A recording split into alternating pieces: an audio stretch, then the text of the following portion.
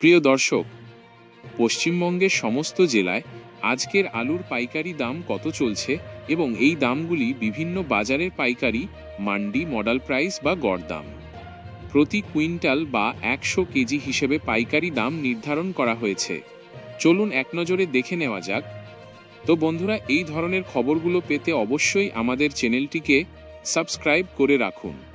আমরা যদি প্রতিটি জেলার দিকে লক্ষ্য করি তাহলে আজকে প্রতি কুইন্টাল আলুর দাম বাঁকুড়া বিষ্ণুপুরে জ্যোতি আলু 380 টাকা, দার্জিলিং শিলিগুড়ি জ্যোতি 750 টাকা, হুগলি শেওড়াফুলি জ্যোতি 690 টাকা, হুগলি চম্পাডাঙ্গা জ্যোতি 630 টাকা, হাওড়া উলুবেড়িয়া 640 টাকা, হাওড়া রামকৃষ্ণপুর 640 টাকা, জলপাইগুড়ি ধূপগুড়ি জ্যোতি লাল আলু 700 থেকে 850 টাকা, ঝাড়গ্রাম জ্যোতি আলু 600 টাকা, মালদা ইংলিশ বাজার স্থানীয় 410 টাকা, মুর্শিদাবাদ জিয়াগঞ্জ স্থানীয় আলু 550 টাকা, নদিয়া রানাঘাট জ্যোতি 690 টাকা, নদিয়া চাকদহ জ্যোতি 680 টাকা, উত্তর 24 পরগনা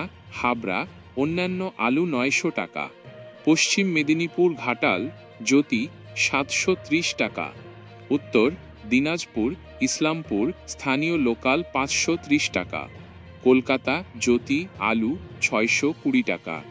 এটি পাইকারি দাম, হোলসেল মান্ডি প্রাইস যা কুইন্টাল 100 কেজি হিসেবে হয়েছে। খুচরো বাজারে চেয়ে দাম সাধারণত কিছুটা বেশি হয়। বাজার ও পণ্যের ভিন্নতা অনুযায়ী দামের তারতম্য হতে পারে। ধন্যবাদ।